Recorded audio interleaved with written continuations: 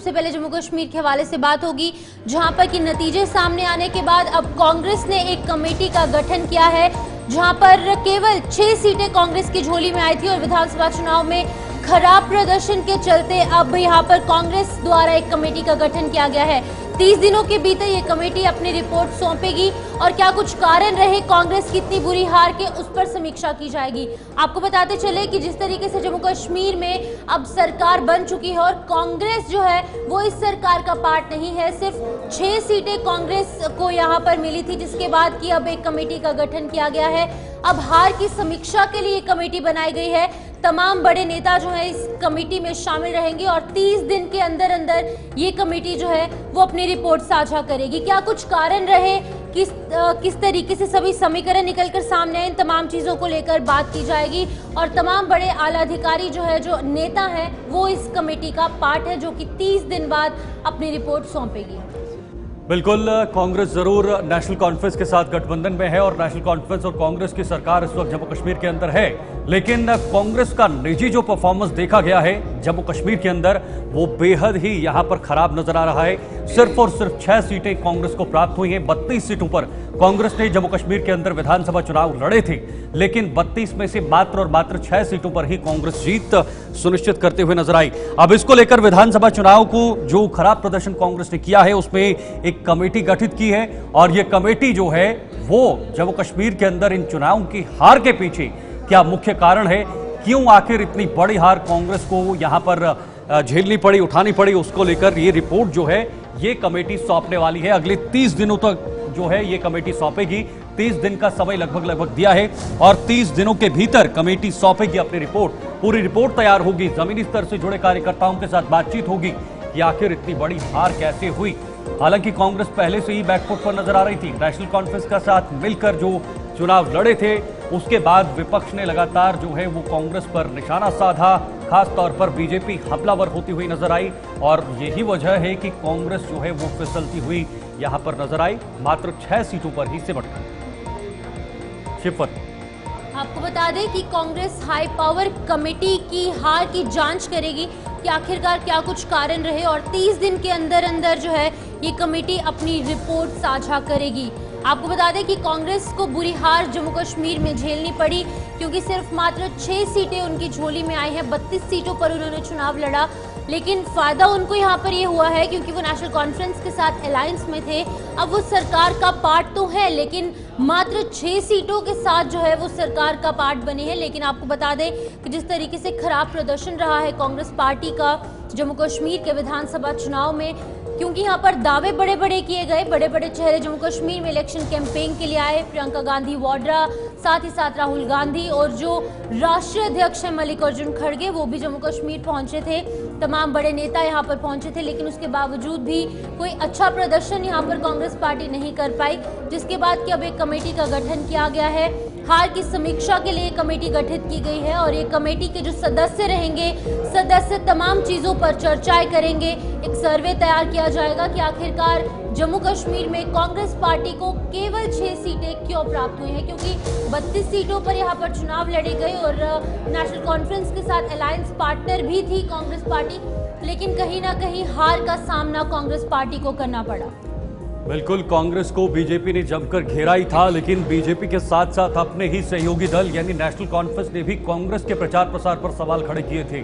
खुद इस वक्त के मुख्यमंत्री उमर अब्दुल्ला ने उस समय कांग्रेस पर निशाना साधा था। राहुल गांधी पर उन्होंने बोल किए थे कि राहुल गांधी प्रचार प्रसार में दिलचस्पी नहीं दे रहे हैं और नतीजन कांग्रेस जो है वो सिर्फ और सिर्फ बीच का रास्ता ढूंढती हुई नजर आई इन चुनाव में और नेशनल कॉन्फ्रेंस के कंधे पर गोली चलाकर इन चुनाव में लड़ने का फैसला लिया और उसका नतीजा कांग्रेस के हित में नहीं आया। कांग्रेस मात्र 6 सीटों पर सिमट गई, जिससे कहीं ना कहीं कांग्रेस के लिए एक बहुत बड़ी हार है। न मात्र जम्मू में बल्कि हरियाणा में भी जब साथ में परिणाम आए तो कांग्रेस वहां पर भी बैकफुट पर नजर आई, जिसका इंपैक्ट पूरे देश में एक नकारात्मक इंपैक्ट के तौर पर चले गया, क्योंकि आने वाले और विधानसभा चुनाव होने हैं। 2 राज्यों में बैक टू बैक विधानसभा चुनाव होने हैं, उसके साथ साथ उपचुनाव कई सारे राज्यों में होने हैं।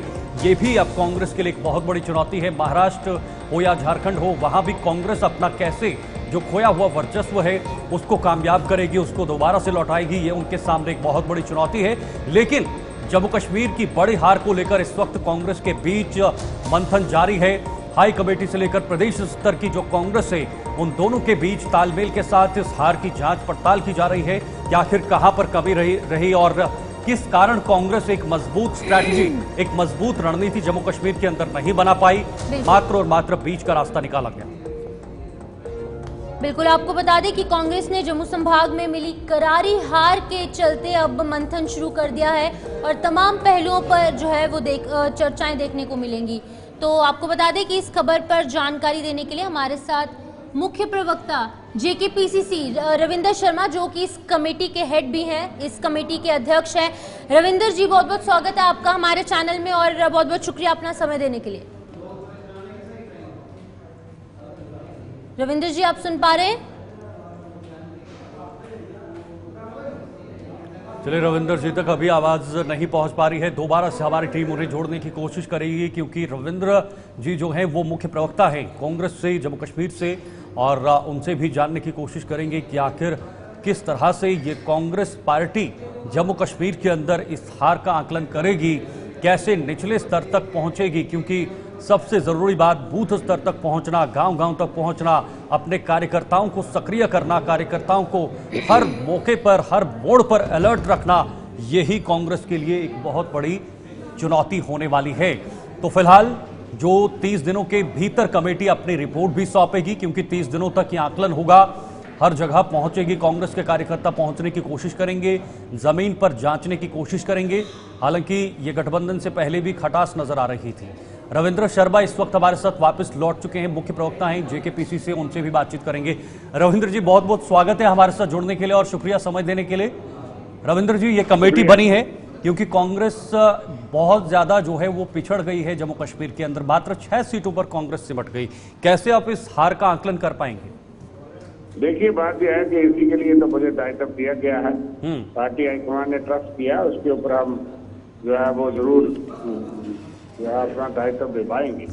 क्या वजूहत रही, कहाँ हम जनता को ऑन बोर्ड लेने में कामयाब नहीं हो सके, इन चीजों को देखेंगे। हालांकि जनता जम्मू कश्मीर में भाजपा की नीतियों के खिलाफ थी, महंगाई, बेरोजगारी सबसे बड़ी बात है, और उसके बावजूद कहीं ना कहीं इमोशनली रीजनल और रिलीजियस फैक्टर्स जो हैं उन पे एक्सप्लॉइट करके भारतीय जनता पार्टी कामयाब हुई है जम्मू में। लेकिन हमारे अलायंस से हम जो है रोक पाए हैं जो है वो यहाँ के विभाजन को। और सर, वोट शेयर, रविंद्र जी, वोट शेयर तो सबसे ज्यादा बीजेपी के पास है। नहीं, वो वजूहत देखेंगे, वोट शेयर जम्मू सूबे में है, लेकिन हम 8 में से 5 सीटों पे कश्मीर में जीते हैं, और अलायंस की वजह से कश्मीर में विभाजन नहीं हुआ, उसका यहाँ पे एक्सप्लॉइट किया बीजेपी ने। और तो लेकिन रविंद्र जी, आप कह रहे हैं कि बीजेपी धर्म की राजनीति करती है, आप सेक्युलरिज्म का ढोल पीट रहे हैं। अगर आप सेक्युलरिज्म का ढोल पीट रहे हैं सर, तो जम्मू में आप कामयाब क्यों नहीं हुए? देखिए, जम्मू में मैं उन्हीं चीजों पे हम जाएंगे। पहली बात तो ये है कि सेक्युलरिज्म इस देश को की मजबूती की स्ट्रेंथ है, बैकबोन है। लेकिन जम्मू में भावनाओं के साथ उन्होंने खेला। Jammu chief minister, Dogra chief minister, Hindu chief minister, ये क्या नारे हैं। और महंगाई, बेरोजगारी, डेली वेजर, नीड वेज, दरबार मूव, लोगों को राशन पानी नहीं मिलता, इन चीजों के बावजूद बीजेपी अगर एक्सप्लॉइट करने में कामयाब हुई तो विभाजन, डिवाइड एंड रूल तो उनका तरीकाकार है। तो वो जम्मू में, हिंदू बेल्ट में इस तरह के नारे लगाते। सीटों पर यहाँ पर चुनाव लड़ा है, मात्र 6 सीटें आपकी झोली में आई हैं। उसके बावजूद भी, क्योंकि आपका अलायंस नेशनल कॉन्फ्रेंस के साथ था, नेशनल कॉन्फ्रेंस को काफी अच्छी जीत यहाँ पर हासिल हुई, लेकिन इसके बावजूद, गठबंधन होने के बावजूद भी आपको मंत्रिमंडल में शामिल नहीं किया गया। ये भी अपने आप में बहुत बड़ी बात है। और पहले से भी ये खबरें आ रही थी कि कांग्रेस पार्टी ने नेशनल कॉन्फ्रेंस के आगे घुटने टेक दिए हैं। ये बात सही नहीं है कि शामिल नहीं किया गया। हमने खुद अभी तक मंत्रिमंडल शामिल नहीं हुए, क्योंकि एक तरफ बड़ा संदेश हम सैद्धांतिक देना चाहते थे कि जिस रियासत को बीजेपी ने छीना, 100 बार जो है उसके वादे किए, सुप्रीम कोर्ट में भी किए, पार्लियामेंट में भी किए, यहाँ ऐड दे करके भी लोगों से वोट लिए, और चुनाव से पहले भी स्टेट नहीं बहाल की और गवर्नमेंट फॉर्मेशन तक भी बहाल नहीं की।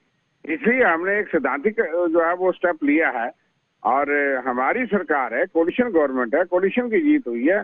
कहीं पे हो सकता है कि इमोशनली ब्लैकमेल करने से हमको नुकसान हो गया, लेकिन बड़ा मकसद कांग्रेस और इंडिया आप राष्ट्रीय स्तर की पार्टी हैं, आप राष्ट्रीय स्तर की पार्टी हैं, नेशनल लेवल की पार्टी है और दूसरी सबसे बड़ी पार्टी कही जाती है। पिछले कई सालों से आप सरकार में रहे हैं, सेंट्रल गवर्नमेंट में रहे हैं, लेकिन उसके बाद भी जम्मू कश्मीर के अंदर इतना कम सीटें लाना, ये भी राजनीतिक पंडित कह रहे हैं कि आप चुनाव जीतने के लिए जाते ही नहीं है, आपकी कोई स्ट्रैटेजी नहीं बनती, आपकी कोई रणनीति तैयार नहीं होती।